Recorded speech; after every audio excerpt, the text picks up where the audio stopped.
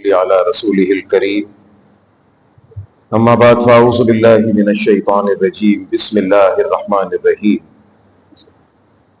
ان الله وملائكته يصلون على النبي يا ايها الذين امنوا صلوا عليه وسلموا تسليما اللهم صل على محمد وعلى ال محمد كما صليت على ابراهيم وعلى ال ابراهيم انك حميد مجيد اللهم بارك على محمد وعلى آل محمد كما باركت على ابراہیم وعلى آل ابراہیم انك حمید مجید اما بعد صفحہ نمبر 12 پارہ نمبر 1 سورہ مبارکہ البقرہ پہلے پارے کا 10واں رکوع ہے اور سورۃ البقرہ کی آیت نمبر 83 اس کا پہلا حصہ یعنی صفحہ نمبر 12 کے اندر بالکل آخری لائن آخری سطرے ہے، اور اس میں آپ حضرات کے سامنے یہ بات آ چکی کہ تورات، انجیل، زبور، ان تینوں آسمانی کتابوں کے اندر اللہ نے یہ احکامات نازل فرمائے تھے، اور اس کے بعد بطور خلاصے کہ اللہ تعالیٰ نے قرآن پاک میں بھی ان چیزوں کے احکامات نازل فرمائے۔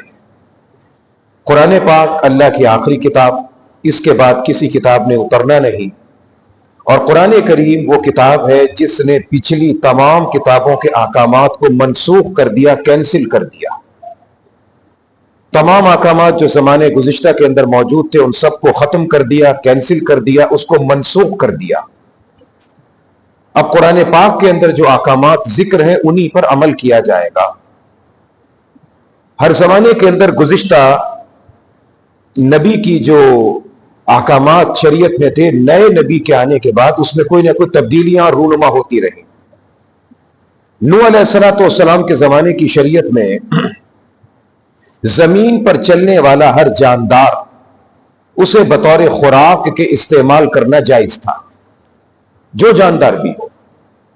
جناب نوح علیہ السلام کی شریعت میں، کیونکہ وہ انسانیت کا ابتدائی دور تھا، لوگوں کی تعداد مختصر تھی، اور اس وجہ سے اس زمانے کے اندر اس بات کی اجازت تھی کہ جو بھی جاندار ہے اس کو استعمال کرنے کی اجازت ہے بطور خوراک کے۔ جناب یعقوب علیہ السلام جو حضرت یوسف کے والد گرامی تھے، ان سے اور ان کی پچھلی شریعت میں ایک مرد ایک ساتھ 2 سگی بہنوں کو اپنے نکاح میں جمع کر سکتا تھا، مگر بعد میں ان تمام چیزوں کو کینسل کر دیا گیا۔ اور شریعت اسلامیہ کے اندر اگر کوئی شخص ایک ساتھ 2 نکاح کرنا چاہتا ہے تو صرف 2 سگی بہنیں نہیں، یاد رکھیے گا، 2 سگی بہنیں نہیں، ایسی 2 عورتیں کہ جن میں سے اگر ایک کو مرد تصور کیا جائے، 2 عورتیں، 2 میں سے اگر کسی ایک کو مرد تصور کیا جائے تو اس کا اس دوسری عورت سے نکاح جائز نہ ہو۔ مثال دوں گا تو بات سمجھ میں آ جائے گی۔ ایسی 2 عورتوں کو کوئی مرد اپنے نکاح میں جمع نہیں کر سکتا۔ مثال کے طور پر کوئی شخص ایک نکاح کے اندر ماں اور اس ماں کی بیٹی جو پچھلے خاوند سے، اس کو اپنے نکاح میں جمع نہیں کر سکتا۔ دادی اور پوتی، نانی اور نواسی، خالہ اور بھانجی، پھپھی اور بھتیجی، جو 2 عورتیں ایسی ہیں کہ ایک عورت پھپھی ہے دوسری بھتیجی ہے، ایک مرد ان دونوں کو اپنے نکاح میں جمع نہیں کر سکتا، 2 میں سے ایک نکاح کو ختم کرنا پڑے گا۔ ایک نانی ہے ایک نواسی ہے، ایک مرد ان دونوں سے نکاح نہیں کر سکتا، ایک کو چھوڑنا پڑے گا۔ ایک دادی ہے ایک پوتی ہے، ایسی 2 عورتوں کو اپنے نکاح میں جمع نہیں کر سکتا، ایک کو چھوڑنا پڑے گا، ایک کا نکاح باقی رکھنا پڑے گا۔ ایک خالہ ہے اور ایک بھانجی ہے، ان 2 میں سے ایک کا نکاح رکھنا پڑے گا، باقی کو دوسری کو ترک کرنا پڑے گا۔ تو شریعت اسلامیہ کے اندر ان محرمات کی جو تفصیل تھی اس کو اتنے آگے تک کر کے بیان کر دیا گیا، اور بہت سارے وہ احکامات جو زمانہ ماضی کے اندر جاری تھے انہیں اللہ تبارک و تعالیٰ نے قرآن پاک میں ختم کروا دیا۔ کچھ چیزیں تو وہ ہیں جن کا ختم ہونا، جن کا اختتام قرآن پاک کے اندر ہے، اور کچھ چیزیں وہ ہیں جن کا تذکرہ نبی مکرم صلی اللہ علیہ وسلم کی شریعت مطہرہ کے اندر ہے۔ آج کل کا دور سوشل میڈیا کا دور ہے، اور اب ان چیزوں کو چھپانے کی اور ان پہ پردہ ڈالنے کی ضرورت بھی نہیں ہے۔ بہت زیادہ ان چیزوں کے اوپر اچھلا جاتا ہے، پھدکا جاتا ہے۔ ان میں سے ایک چیز ہے متع، عارضی نکاح، ٹیمپریری میرج، عارضی طور پر نکاح کرنا، اور وہ ایران کے اندر قانونی طور پہ جاری ہے وہ، اور اس کے بعد ایران کے جو اجمی مذہب کے ماننے والے ہیں، اسی چیز کی بنیاد پر نوجوانوں کو اپنے نرقے کے اندر پھنسایا جاتا ہے اور کہا یہ جاتا ہے کہ صاحب یہ تو متع کا نکاح جو تھا نبی علیہ السلام کے دور کے اندر جائز تھا اور یہ تھا اور وہ تھا فلاں فلاں تھا۔ یاد رکھیے گا قرآن پاک کے اندر، قرآن پاک میں اس کے کینسل ہونے کے، اس کے منسوخ ہونے کے احکامات اتنی صراحت کے ساتھ ہیں جتنی حدیث پاک کے اندر ہے۔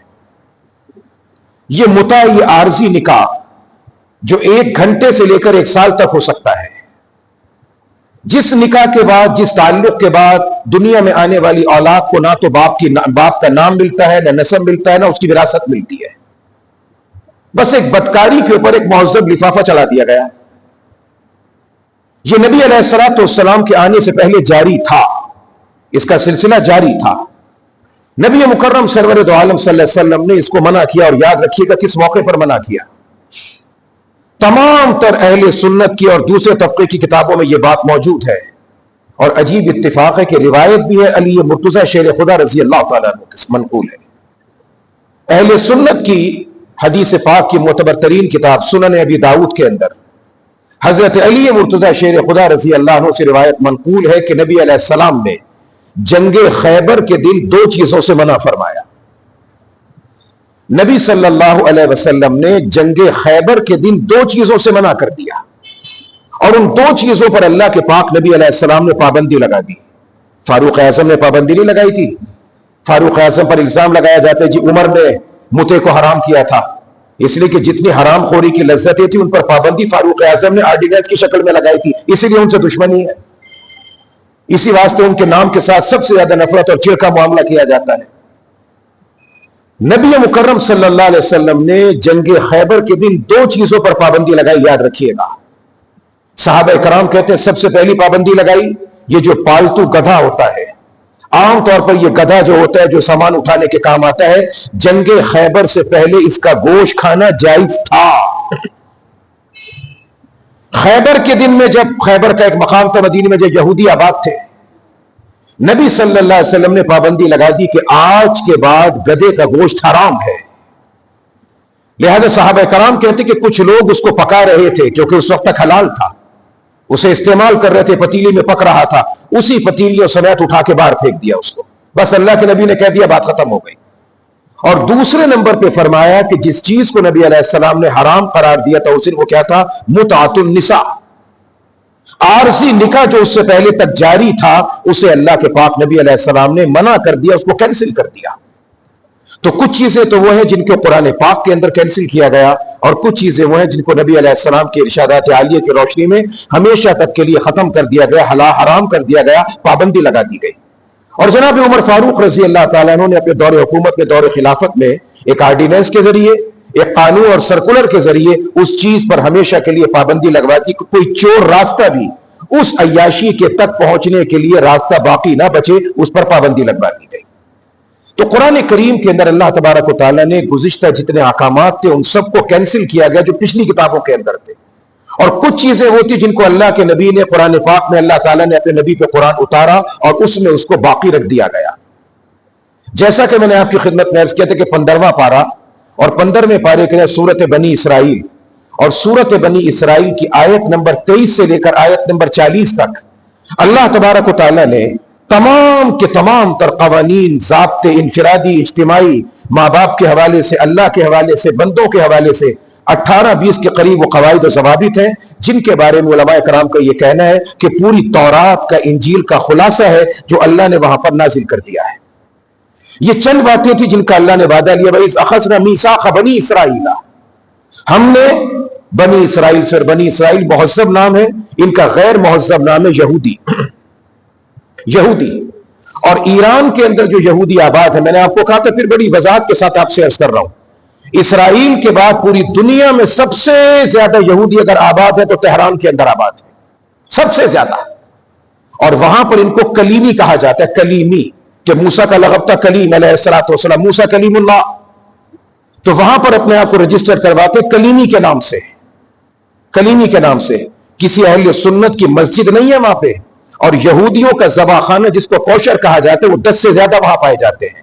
تو یہ حقیقت ہے، اس کے مطابق اپنے آپ کو دیکھتے جائیے گا اور سوچتے جائیے گا کہ مسلمانوں کی محبت کی آڑ میں मुसलमानों की मोहब्बत के दुख और दर्द का रोना रोते रोते इस वक्त में फलस्तीन का जो सबसे बड़ा हमदर्द था, उसको मेहमान बुलाकर कहां पे मरवाया गया, उसे कहां पे कत्ल करवाया गया।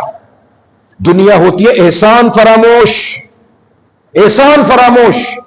ये वो बदनसीब नस्ल और कौम है जो मेहमान फरोश है, मेहमान फरोश भी है, मेहमान फरामोश भी है। हसन मुश्तबा से लेकर हुसैन शहीद करबला तक और वहां से लेकर आज तक आप देखते चले जाइए, ये एक ही कांटे मिलते, डांडे डांडे मिलते चले जा रहे हैं, जो मोहब्बत करने वालों को और इस्लाम के साथ सरबुलंदी करने वालों का सौदा करके उनको बेचा करते, फरोख्त किया करते हैं। तो यहूदी, कुरान पाक कहते हैं बनी इसराइल, मौसब नाम याकूब के बेटो, आम नाम यहूदी। जनाब यूसुफ के बड़े भाई का नाम तो यहूदा, और यहूदा की निस्बत से कहा गया यहूदी, और ईरान के अंदर कहलाए जाते हैं कलीमी। अल्लाह करीम फरमाता है सखसना मीसाख बनी इसराइला, और जब हमने वादा लिया बनी इसराइल से ला ताबुदूना इल्लल्लाह, अल्लाह के सिवा किसी की इबादत ना करोगे, वबिल वालिदैनि एहसाना, और इबादत इलाही के बाद अगला हुक्म क्या है, माँ बाप के साथ उसने सलूक करना, वजिल कुर्बा करीबी रिश्तेदारों के साथ, वल यतामा यतीमों के साथ, वल मसाकीन मिस्कीनों के साथ, वक़ूलू लिन्नासी हुस्ना, और लोगों से जब कहना अच्छी बात कहो। इनकी मुख्तसर तशरीह आ चुकी। उसके बाद अगला जुमला था वअक़ीमुस्सलाह, नमाज को कायम करना। नमाज, नमाज का माना आपकी खिदमत में लुग़वी माना अर्ज किया था। अरबी के अंदर सलात कहते हैं, उर्दू के अंदर नमाज कहते हैं। उर्दू में, फारसी में नमाज कहते हैं, बुनियादी तौर पर लफ्ज है नमाज, फारसी का लफ्ज है।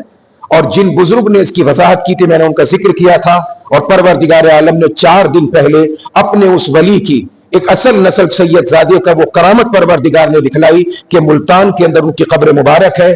4 दिन पहले 28 अगस्त को बुध के दिन बारिश होती है। 30 बरस पहले जो अल्लाह का वली इस दुनिया से गया था, 30 बरस के बाद बारिश में जमीन बैठ जाती है, और 30 बरस गुजरने के बाद आज के दिन तक वो जिनका मैंने आपकी खिदमत में जिक्र किया, सैयद अबू मुआविया, अबू ज़र असनी, बुखारी, अताउल मुनीम शाह साहब रहमतुल्लाहि ताला अलैह, 30 बरस गुजरने के बाद उनके कब्र पर, उनकी कफन पर मिट्टी का एक जर्रा अपना असर न कर सका था। कफन भी वैसे मौजूद था, जिस्म भी वैसे मौजूद था, और परवरदिगार आलम ने मौक़िफ़ की तायीद कर दी कि ये वो शख्स है कि जो जिंदगी भर जमात सहाबा का मजलूम तरीन सहाबी सैयदना अमीर मुआविया से कह दीजिए रज़ी अल्लाह तआला, जो पूरी जिंदगी अमीर मुआविया रज़ी अल्लाह तआला अन्हु की तक़दीस को, उनकी तहारत को, उनके कारनामों को बयान करता चला गया। दुनिया ने कुछ कहा, अपनों ने कुछ कहा, बेगानों ने कुछ कहा, मगर परवरदिगार आलम ने 30 बरस के बाद कब्र खुलवा के दिखा दिया कि दुनिया कुछ कहती रहे, मेरी बारगाह में इस बंदे का इतना ऊंचा मकाम है। जनाब मुआविया के साथ याद रखना मेरे दोस्तों, याद रखना, अमीर मुआविया पहली सीढ़ी है बकौल इमाम इब्न तैमिय्या रहमतुल्लाह अलैह। इस सीढ़ी पर अगर पैर फिसल जाए फिर जबान न सिद्दीक अकबर को माफ करती है, न नबी अकरम सल्लल्लाहु अलैहि वसल्लम को माफ करती है।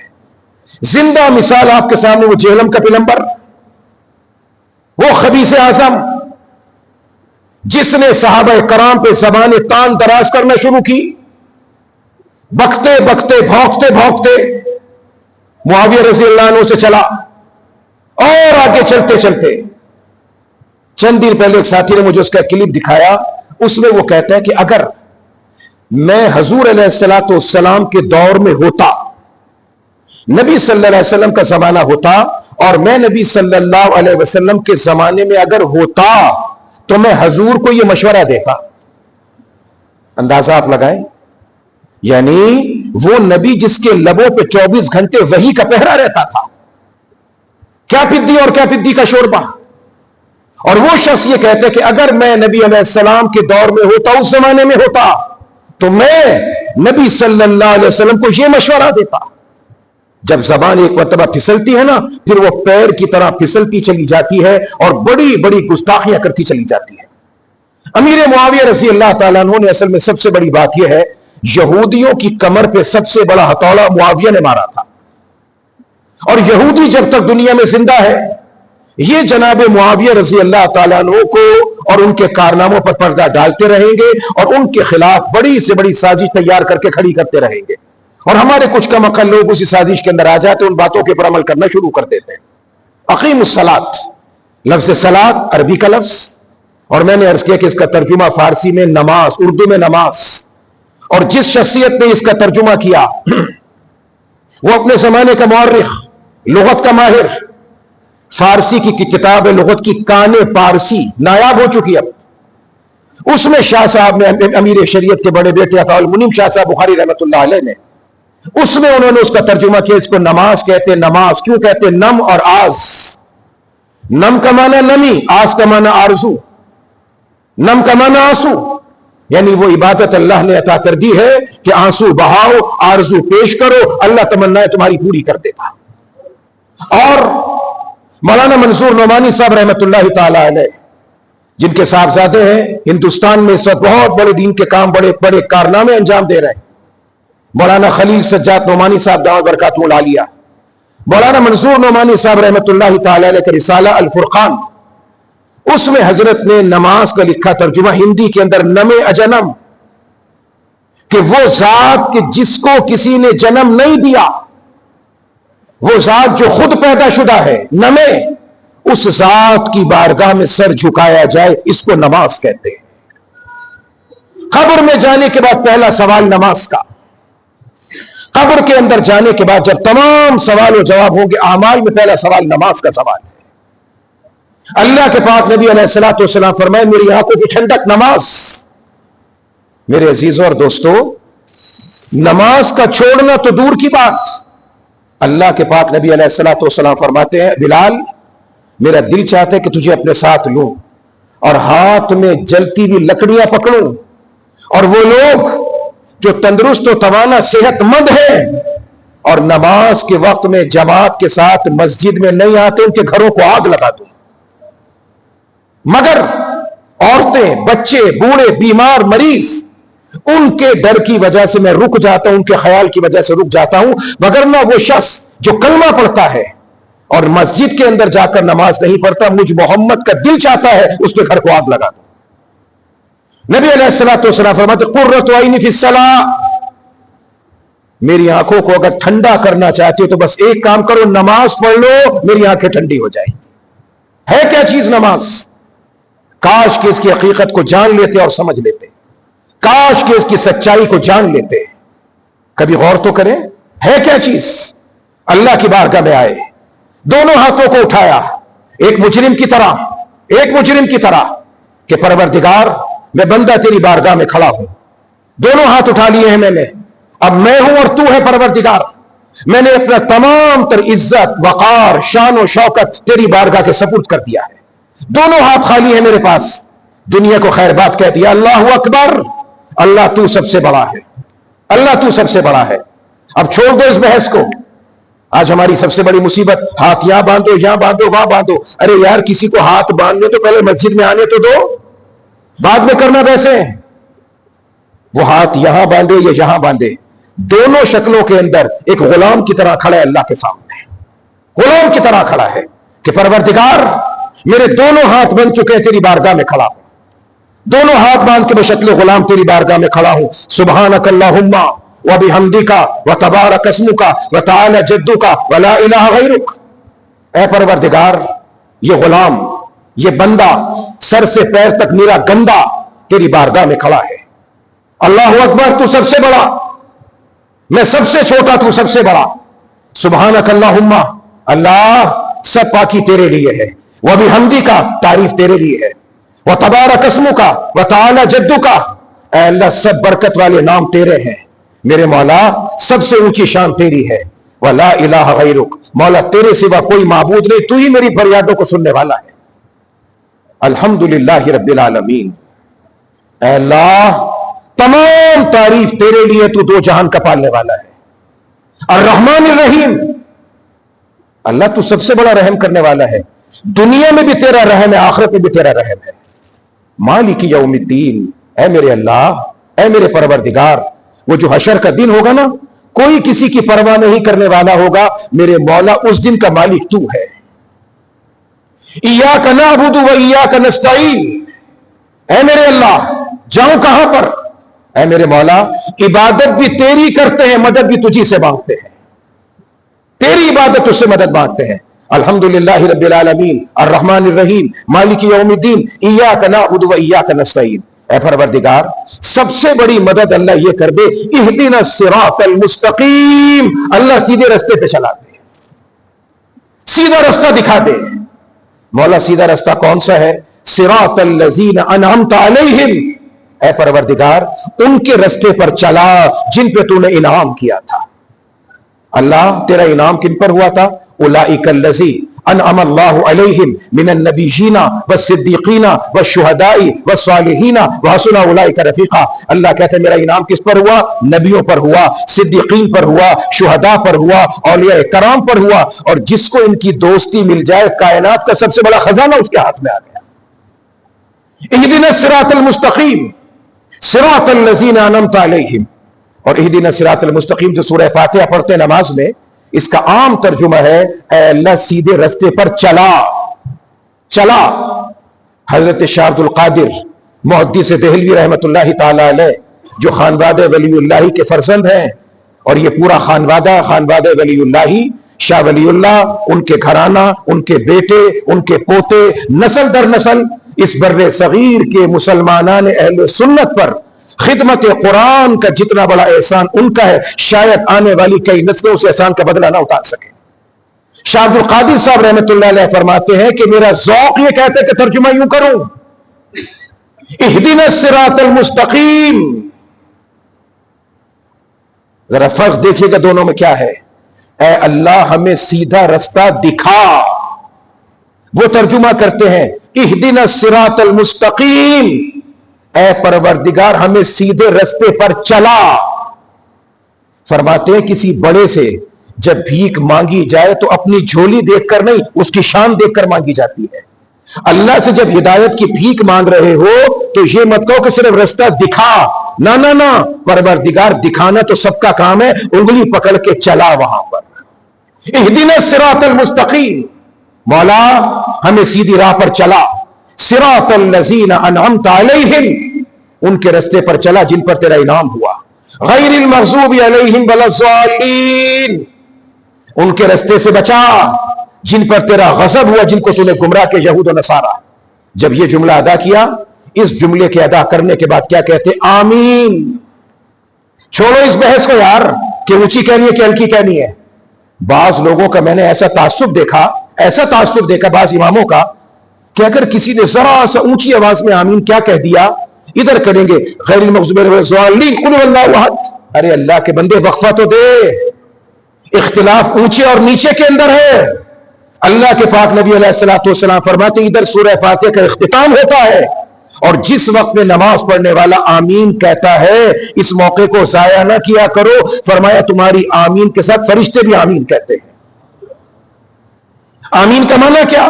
چھوٹا سا جملہ، اور امت مسلمہ کا تحفہ ہے اللہ کی طرف سے۔ آمین، آمین کا کیا معنی؟ اے اللہ یہ جو کچھ دعا کرنے والے نے دعا مانگی ہے اللہ ساری قبول کر کے ہمیں عطا فرما دے، یہ آمین کا معنی ہے۔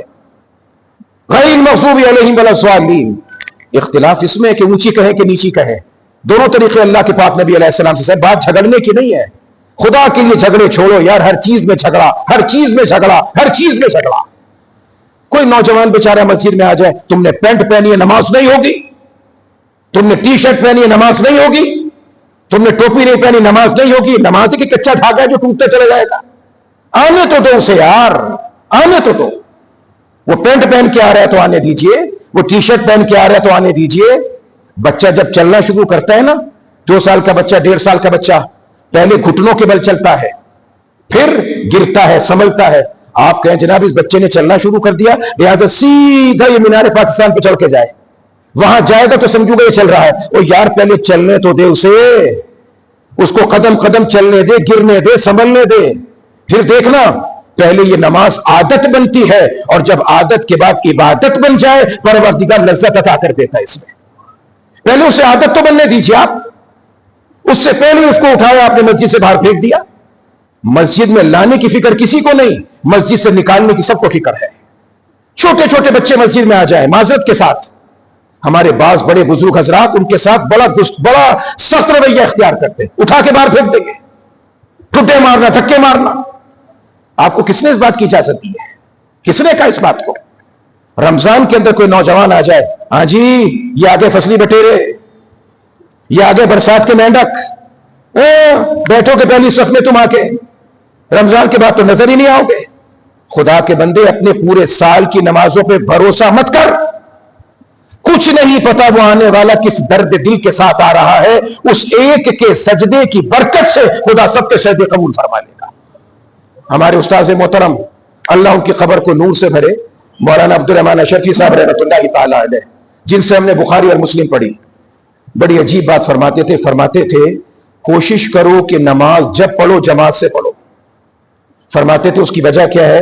وجہ یہ فرماتے تھے کہ تم نے کبھی دیکھا ہے کوئی انسان غلہ منڈی جائے، وہاں سے گندم لائے ثابت یا چاول لے کر آئے، 2 من کی بوری ہے اور 2 من کی بوری کو اس نے صاف کیا، پتہ چلا جی 2 من کی بوری تھی چاول کی، اس میں سے 2 کلو کنکر اور پتھر نکلے، وہ 2 کلو کنکر پتھر نکالے اور وہ چلا گیا دکاندار کے پاس کہ دکاندار صاحب ایسا کریں یہ کنکر رکھ لیں، چاول اس کے بدلے دے دیں۔ دکاندار کیا کہے گا؟ بھائی میں نے پوری بوری کا سودا کیا تھا، رکھنا ہے تو سارا رکھو، لوٹانا ہے تو سارا لوٹاؤ، یہ نہیں ہو سکتا کہ کنکر مجھے دے دو اور چاول تم لے کر چلے جاؤ۔ فرماتے بس یہی مثال ہے، اللہ کی بارگاہ میں جب آؤ گے با جماعت نماز ادا کرو گے، پتہ نہیں ہم تو کنکر اور پتھر کے درجے میں ہیں، نہ جانے کون ہوگا جو صحیح ہیرے اور موتی کے درجے میں ہوگا۔